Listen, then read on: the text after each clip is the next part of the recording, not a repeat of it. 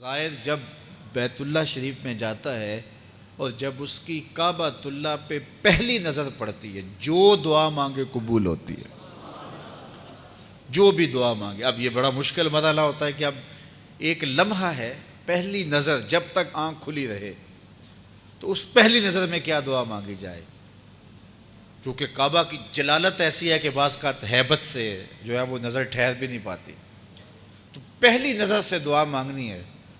اور پھر دعا بھی زندگی کی وہ مانگے کہ جو زندگی کا اہم ترین مقصد ہے۔ تو مختلف لوگوں نے مختلف دعائیں مانگی، کوئی کچھ مانگ لیتا ہے، کوئی جو کسی کی ضرورت تو وہ مانگ لیتا ہے۔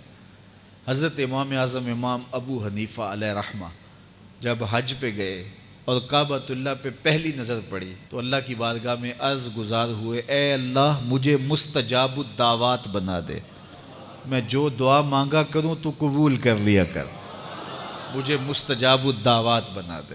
تو ایسی دعا مانگی کہ بس پھر ساری زندگی مانگتے رہو، وہ قبول ہوگی تو پھر جو مانگیں گے وہ بھی قبول ہوگا۔ تو اللہ کی بارگاہ میں کیا دعا مانگی؟ اے اللہ مجھے مستجاب الدعوات بنا دے، میری دعا یہ ہے کہ میری دعائیں قبول کرنا۔ تو یہ پہلی نظر پہ جو دعا مانگی جائے قبول ہوتی ہے۔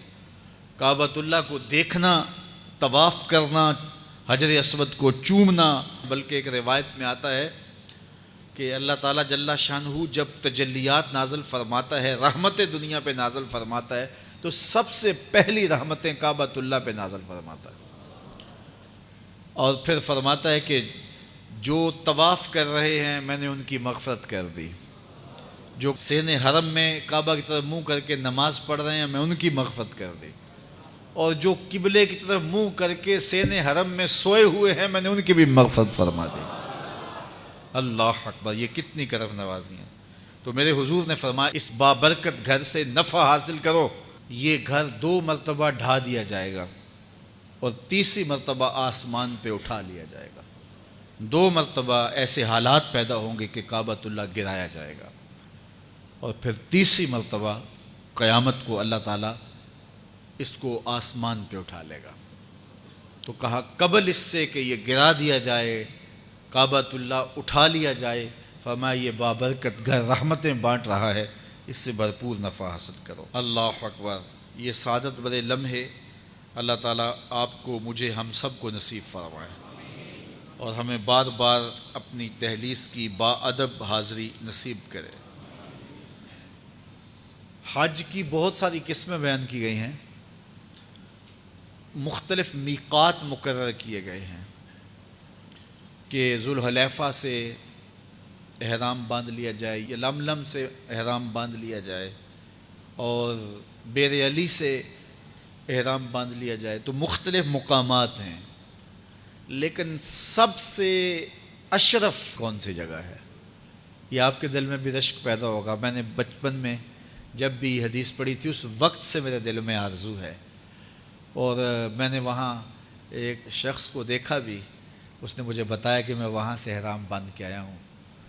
تو سب سے یہ آپ سب کی آرزو ہوگی، اور یہ دعا کریں کہ اللہ ہم کو یہ لمحے نصیب کرے۔ سنو رسول اللہ کا فرمان، جس نے جو ہے وہ حج یا عمرے کے لیے احرام باندھا، کہاں سے؟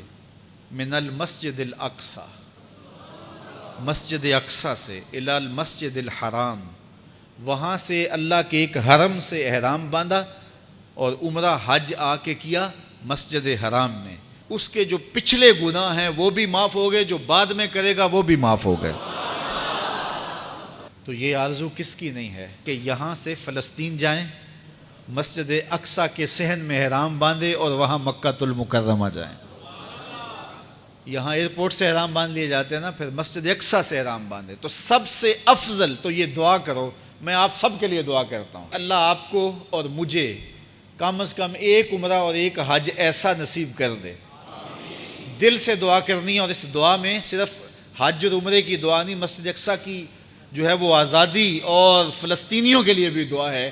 اے اللہ ہم سب کو ایک حج اور عمرہ ایسا ادا کر دے کہ ہم احرام باندھیں مسجد اقصی سے اور کھولیں مسجد حرام میں۔ تو یہ ایک ایسا عمرہ ہے، ایسا حج ہے کہ جس کا صلہ اللہ کے رسول نے یہ ارشاد فرمایا کہ ایسا حج کرنے والے کے پچھلے بھی گناہ معاف کر دیے جائیں گے، جو بعد میں ہوں گے اللہ ایڈوانس انہیں بھی معاف فرما دے گا۔